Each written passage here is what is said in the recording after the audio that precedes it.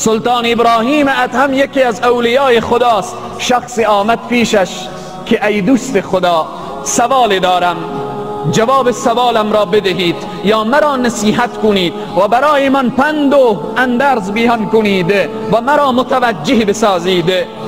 حضرت ابراهیم ابن ادهم گفتن چی مشکلی داری؟ گفت که من نفسم مرا به سوی گناه می کشاند، نفسم مرا عادت به گناه داده و گناه می کنم، مرا نصیحت کن. حضرت سلطان ابراهیم ادهم چی زیبا می فرمایند که ای انسان، حالا که تو عادت به گناه و معصیت کردی متوجه باش، گناه بکن اما به چند شرط، یعنی 5 شرط را بیان میکنن. حالا هر کس دوست داره که گناه بکنه با این 5 شرط.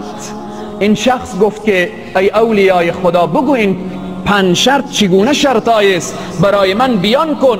گفت فقط گناه کن با چند شرط. شرط اول این که وقتی که میخواستی گناه کنی، شرط اول اینه وقتی که میخواستی گناه کنی برو در جای گناه کن که خدا تو را نبیند. به جای گناه و معصیت کن که خدا تو را نبیند. اجازه داری برو گناه کن اما به جای گناه کن که خدا نبیند.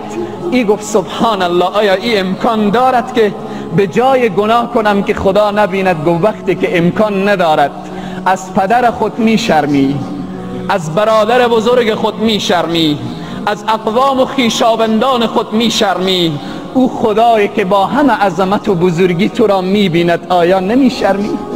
آیا شرم نمی کنی؟ شرط دوم را بشنو. زمانی که گناه و معصیت برای تو آماده شد در جای گناه کن که ملک خدا و زمین خدا نباشد. برو جای گناه کن که از خدا نباشد. گفت سبحان الله، هر جا برم مال خداست، هر زمینی قرار بگیرم زمین خداست. گفتم پس چگونه میخواهی گناه بکنی؟ اگر چنین جای پیدا کردی برو گناه بکن.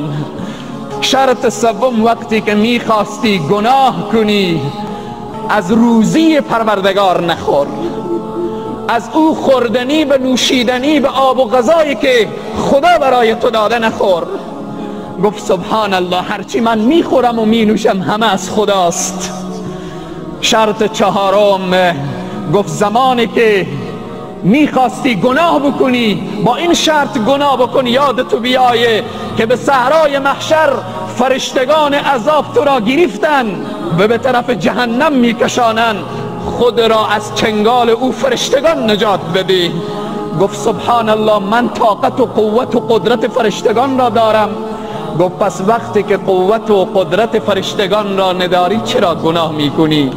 شرط پنجم این است، وقتی که نامه اعمال تو را به صحرای محشر به دست تو دادن و برای تو گفتن که تو این گناه و معصیت را کردی، آنجا انکار بکن و بگو من نکردم.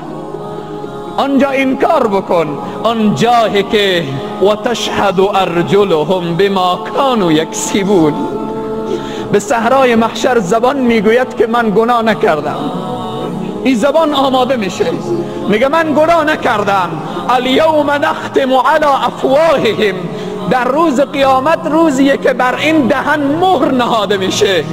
الیوم نختم علی افواههم و تکلمنا ایدیهم و تشهد ارجلهم. این دست شهادت میدهد که تو چنین گناهی نکردی. و تشهد ارجلهم، پا شهادت میدهد که آیا چنین گناهی نکردی. الیوم نختم، امروز دهن حرف نمیزند.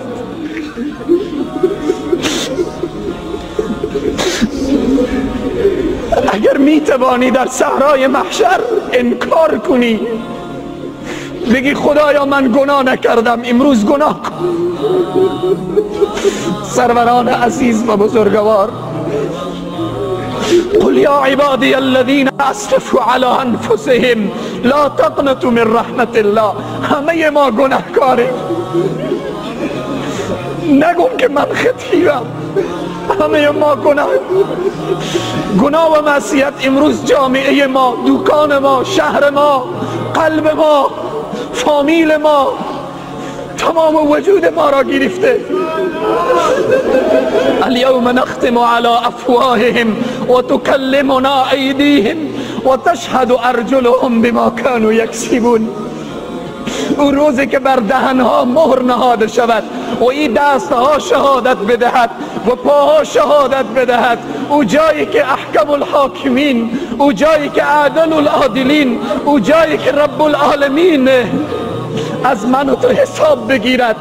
پس من و تو امروز باید متوجه حال خود باشیم، متوجه باشیم که شاید انقریب مرگ به سراغ من و تو بیاید، شاید یک ساعت بعد، یک روز بعد، شاید یک ماه بعد و بالاخره شاید یک ثانیه بعد مرگ به سراغ ما بیاید.